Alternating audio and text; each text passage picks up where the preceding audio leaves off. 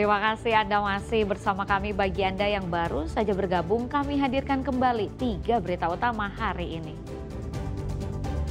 Pelajar SMP Negeri 1 Blora jadi korban perundungan adik dan kakak kelasnya. 33 pelajar diperiksa. Ratusan mantan pekerja PT Sritex gelar aksi unjuk rasa di depan pabrik, tuntut THR dan pesangon yang belum dibayar. Di Kabupaten Banyumas, seekor monyet tiba-tiba ikut dalam barisan upacara saat Hari Pahlawan.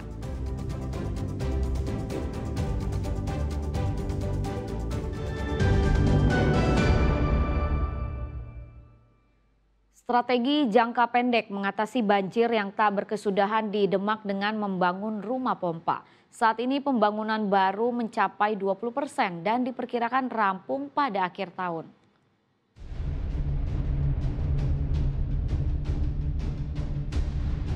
Jalur Pantura Sayung Demak masih tergenang, lalu lintas pun tersendat dalam 1 bulan terakhir. Penyedotan air di cara paling cepat meski tidak efektif sepenuhnya. Agar tidak berlarut dengan genangan, pembuatan sodetan dan rumah pompa dilakukan. Kali ini ditempatkan di Desa Sriwulan. Pembangunannya sudah berjalan 20% dan ditargetkan rampung pada akhir tahun ini. Ya, ini rumah pompanya akan permanen dengan rumah pompa yang memang kita nanti 24 jam akan efektif atau bekerja. Karena kita desain itu untuk ketika di Sayung itu banjir, kita akan menyedot ke arah sana. Dan ini kita sengaja desain 2 pompa, artinya ketika ada masalah 1 pompa masih ada operasi. Dan nanti dayanya atau sumber energinya menggunakan listrik. Ketika listrik trouble kita juga sediakan genset. Sudah mencapai 20-an% ya.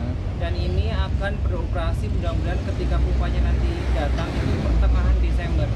Ya, memang ini kita antisipasi untuk mengurangi genangan yang ada di depan Polytron, pabrik Polytron, tepatnya di KM 8400. Nanti ini akan kita sedot, kita arahkan air menuju ke Sungai Dompo Sayung.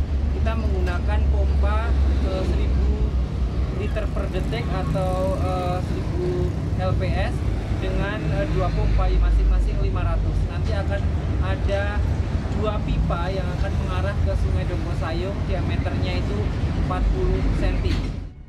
Selain pompanisasi, penanaman mangrove terus dilakukan di pesisir utara Jawa.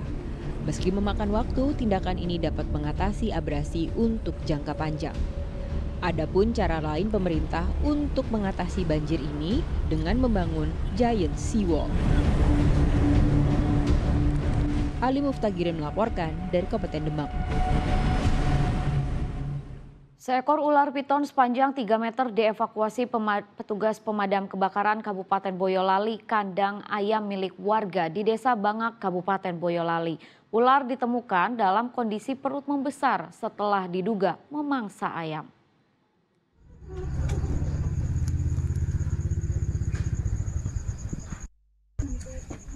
Ular piton jenis sanca kembang ini ditemukan warga saat melingkar di dalam kandang ayam di Desa Bangak di Kecamatan Banyudono, Kabupaten Boyolali.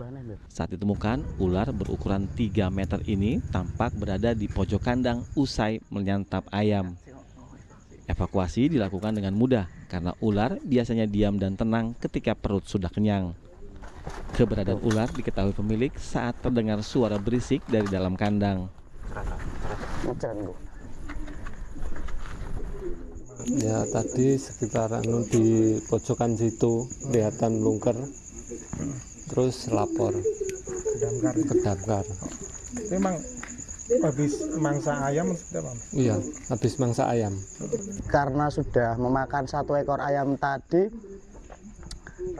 ularnya agak sedikit tenang, jadi tidak ada perlawanan yang begitu berat.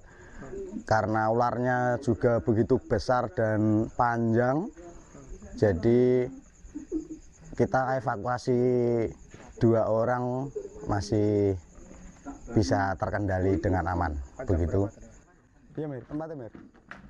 Ular piton tersebut kemudian dimasukkan ke dalam box kontainer dan dibawa ke kantor Damkar Boyolali. Rencananya ular akan dilepas liarkan kembali ke lokasi yang jauh dari pemukiman warga.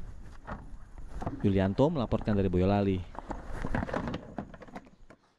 Upacara bendera Hari Pahlawan di kantor Satpol PP Kabupaten Banyumas riuh. Seekor monyet tiba-tiba datang seolah ingin ikut dalam barisan.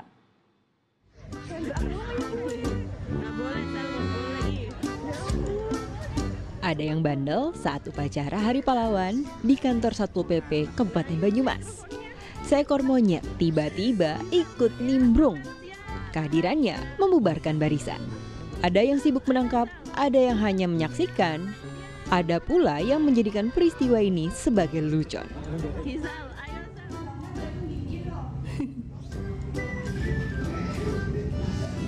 Dikejar kemanapun, monyet bernama Gisel ini terus berlarian, padahal sudah dipancing dengan makanan. Dengan segala upaya, Gisel berhasil dijinakkan. Petugas mengatakan Gisel terlepas dari rantai pengikat. Monyet ini adalah hasil sitaan petugas damkar dari rumah seorang warga.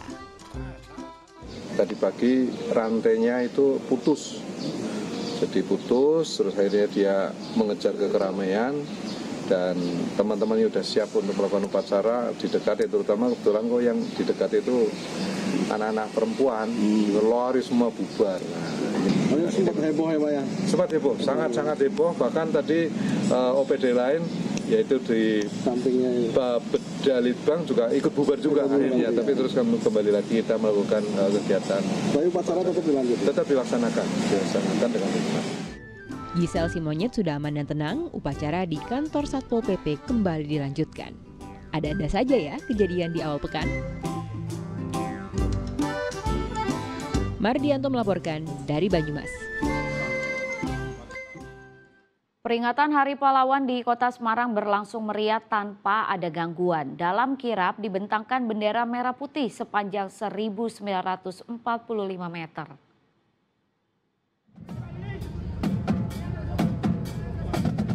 Memperingati Hari Pahlawan, Jalan Pemuda hingga Simpang 5 Kota Semarang diramaikan dengan kirap merah putih Indonesia Bersatu dan Maju.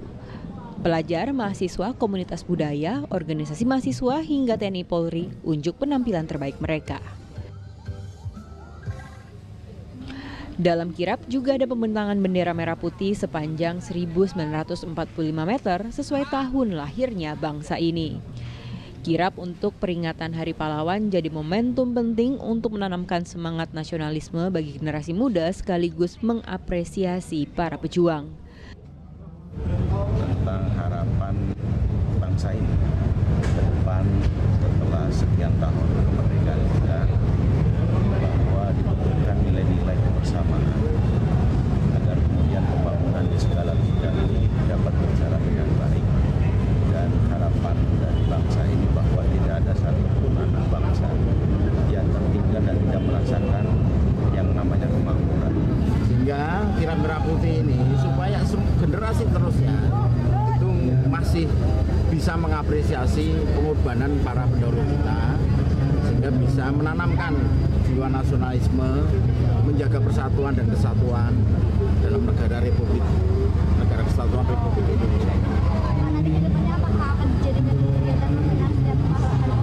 Oh iya, rencananya ini akan kita rutinkan dan menjadi kegiatan agenda tahunan. Kirap ditutup dengan upacara Hari Pahlawan di Balai Kota yang diikuti jajaran ASN dan Forkopimda. Ali Muftagirim melaporkan dari Kota Semarang. Seluruh rakyat Indonesia.